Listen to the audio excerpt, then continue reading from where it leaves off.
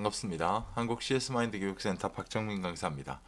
2018년도 국가공인 CS관리사 기출문제 핵심 키워드를 통해서 문제를 좀 해결하는 방법에 대한 것들을 동영상을 제작을 하고 있고요. 아홉 번째 CS 실무론 마지막 21번부터 30번 문제까지의 핵심 키워드를 잡는 방법에 대한 걸 설명드리도록 하겠습니다. 아홉 번째 동영상 시작을 해보겠습니다. CS 실무론 21번 문제고요. 다음 보기의 그림에서 열차 탑승 시 가장 높은 상석에 해당하는 것은 무엇입니까? 상석, 말석 이런 거 물어보는 문제가 자주 출제되는 문제 중에 한 가지죠. 아래 그림을 보시면 이제 열차에 대한 게 나오고 있고요. 여기에서 이제 가장 높은 상석을 고른다라는 걸 봤을 때는 실제 아래 그림에는요. 가나다라가 지금 마주보고 있다라는 전제가 좀 만들어져야겠죠. 마주보고 있다라는 전제가 만들어져야만 실제로 통로 좌석, 창가 좌석이라고 봤을 땐 창가 쪽 좌석이 상석이 될 거고요. 진행 방향이 나와 있는 걸 보면 정방향, 역방향 이렇게 나눠질 겁니다. 이래놓고 본다면 아래 그림에서 가장 높은 상석은 정방향의 창가 쪽 좌석이 될 것이다 라는 것 정도는 충분히 예측할 수 있습니다. 다음 문제. 다음 중 마이스 산업 구성 요소와 관련해 마이스라는 용어가 뜻하는 의미에 해당되지 않는 것은 무엇입니까? 마이스 산업이라고 하는 거는요, 흔히 우리가 얘기하는 이제 회의와 관광 이런 게 같이 연계된 하나의 산업이다라고 보시면 될 것 같고요. 중국에 있는 모 회사가 전 직원들을 치맥과 우리나라 한류 문화를 관광하기 위해서 한 회사가 포상 휴가로 전체가 다 놀러 오는 그런 사례가 있었잖아요. 이제 그런 게 이제 마이스 산업의 한 가지 사례다라고 보시는 것도 맞을 것 같습니다. 마이스 산업은 M 미팅 회의를 나타내고요. I 인센티브 투어 포상 관광, 세 번째 C 컨벤션 국제 회의, 네 번째 E 이그지비션 이벤트 그래가지고 전시 이벤트 이렇게 나눠집니다. 이래놓고 본다면 22번 문제에 해당하지 않는 거 언론, 환경이라는 게 해당될 겁니다. 다음 문제. 다음 중 학자별로 주장한 소비자의 정의에 대한 내용과 가장 거리가 먼 것이라고 나오고요. 소비자 정의에 대한 학자는 아마 많은 교재에서 가토 이치로, 폰 히펠, 이마무라 세이와 다케우치 쇼우미 정도까지 아마 표시가 되어 있을 겁니다. 이번에 베블린이라고 하는 학자는 저희가 전략론 7장에서 나왔던 베블린 효과에 대해서 나오는 거죠. 그래서 가격이 오르면 수요도 같이 따라 오릅니다 라고 하는 베블린 효과라는 걸 얘기했던 사람으로 좀 보기를 읽어볼까요? 소비자란 제공된 물품 등을 원재료로 하여 생산 활동에 사용하는 사람을 의미합니다. 자, 이건 또 놀랍게도 정책적 소비자를 나타내고 있잖아요. 자, 이러다 보니까 가장 거리가 먼 것이라고 따져놓게 된다면 2번이 답이 될 겁니다. 자, 가토 이치로는요. 국민 일반을 소비생활자라는 거에 키워드를 보시면 됩니다. 폰히펠, 상품이나 서비스를 제공받는 사람, 폰히펠. 이마무라 세이와 거래 과정의 말단에서 구매자로 나타나는 것, 여기 키워드. 다케우치 쇼우미, 공급자에 대립하는 개념, 이렇게 키워드로 정리해 놓으시면 조금 더 쉽게 앞으로 출제되는 문제에도 대응 자체가 쉬워지실 겁니다. 다음 문제. 소비자 보호법의 내용 중 다음 보기의 내용에 해당하는 것은 무엇입니까? 국가 및 지방자치단체는 소비자의 기본적인 권리가 실현될 수 있도록 소비자의 권익과 관련된 주요 시책 및 주요 결정 사항을 소비자에게 알려야 된다. 여기 키워드는 뭐예요? 주요 시책 및 결정 사항을 소비자에게 알려줘야 된다. 알려줘야 된다. 결국 이렇게 따지면 답은 뭘까요? 정보 제공이 될 겁니다. 거래의 적정화는 다단계 판매라는 것들이 있을 거고요. 거래 조건. 소비자의 능력 향상은 뭐 다른 거 없이 그냥 키워드는 교육이겠죠. 교육.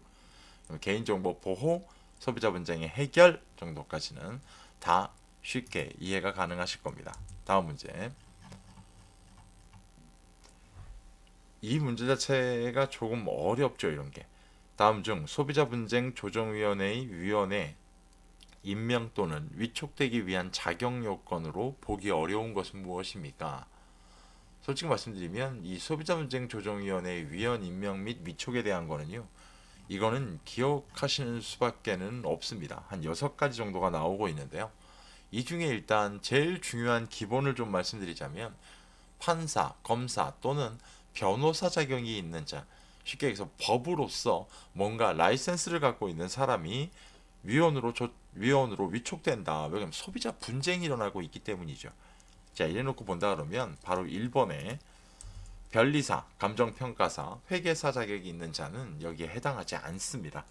나머지 4가지는 다 맞는 설명이 될 거고요. 요 6가지는 향후 출제되는 문제의 대응을 위해서라도 꼭 좀 기억하고 있으셔야 될 문제 중에 한 가지입니다. 자, 26번 문제. Y불이 분류한 개인정보의 14개 유형 중 성명, 주민등록번호, 운전면허 정보, 주소, 전화번호 등에 해당한다. 자, 여기 키워드 보세요. 성명, 이름이 뭐예요? 주소, 어디 사세요? 전화번호 좀 알려주세요. 흔히 우리가 뭐 하는 거예요? 호구조사한다. 자, 이거 가장 기본적인 뭡니까? 이 사람에 대한 일반 정보가 들어가겠죠. 법적 정보는 흔히 우리가 해서 뭐 교통 위반 기록, 그다음에 뭐 납세 기록, 전과 기록 이런 것들이 들어가죠. 소득 정보는 당신 지금 월급이 얼마입니까? 월급 호봉은 얼마예요? 보너스 얼마 나와요?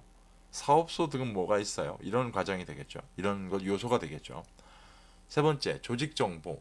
노조에 어디 가입해 있습니까? 정당 어디 가입해 있나요? 종교단체 어디 가입해 있습니까? 이런 게 조직 정보. 신용 정보는 뭐예요? 신용카드 있으세요? 지금 뭐 연체된 거 있으세요? 대출 받은 거 있으세요? 이런 정보가 될 겁니다. 다음 문제. 다음 보기 중 영상정보 처리 기기의 설치, 운영, 제한에 해당되는 내용을 찾아 모두 선택한 것. 이거는 문제가 조금은 애매합니다. 제한에 해당되는 게 아닐 거예요, 아마.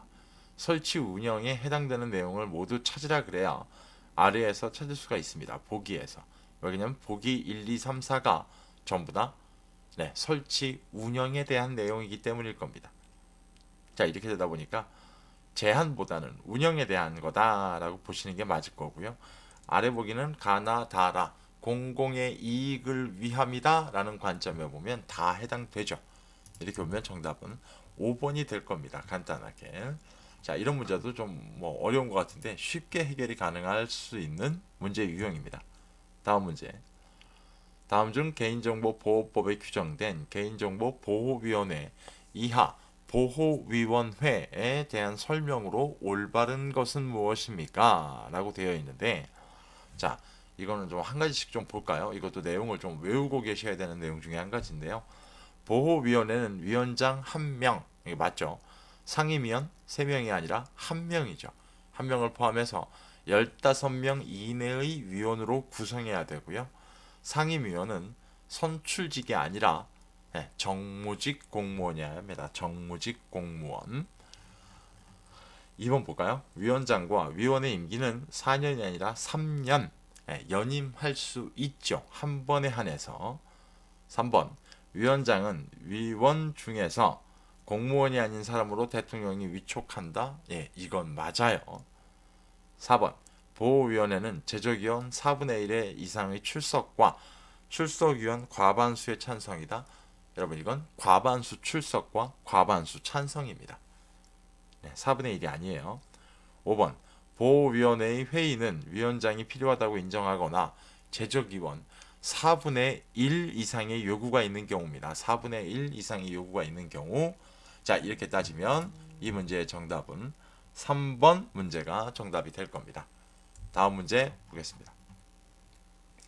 다음 보기의 설명에 해당하는 교육훈련기법은 오랜만에 CS 실무론 7장에서 문제가 나오네요. 보기 1941년 미국의 오스번이 그의 저서를 통해 제시한 기법으로 일정한 테마에 대하여 회의 형식을 채택하고 참여자의 자유 발언을 통한 아이디어 제시를 요구하여 발상을 찾아내려는 방법을 말합니다. 참여자의 자유 발언을 통한 아이디어 제시, 여기에 답이 들어가 있죠. 뭘까요? 자유, 연상, 기법, 브레인스토밍에 대한 설명이 될 겁니다. 자, 이렇게 키워드를 갖고도 간단하게 찾아낼 수 있습니다. 마지막 문제입니다. 대망의 마지막 문제. 성공적인 프레젠테이션을 위한 4P 전략 중 청중의 수준, 참가자의 수, 성별, 연령, 직업과 직급 등에 대하여 사전에 확인하고 분석하는 요소는 무엇입니까? 문제의 답이 있죠, 이미. 청중의 수준, 참가자의 수라고 나눠지게 된다면 4P 중에 뭐에 해당합니까? 네, people, 교육생, 청중에 대한 얘기다라고 보시면 될 것 같습니다. 자, 여러분, 저희 국가공인 CS관리사 2018년도 1회차 문제에 대한 90문제에 대한 핵심 키워드를 기반으로 문제를 풀어나가는 기본적으로 하나의 솔루션에 대한 제 방법들을 말씀을 좀 드렸었고요. 실무론 문제 같은 경우는 특징적인 키워드 한두 가지만 기억을 해도 문제풀이가 가능한 문제들이었습니다. 저희 다음번에 또 기출문제가 3월 달에 진행이 되면 그 기출문제를 가지고 다시 한번 분석 자료를 갖고 말씀을 드리도록 하겠습니다. 지난 9번의 영상 동안 고생 많이 하셨고요. 여러분 들어주셔서 감사합니다.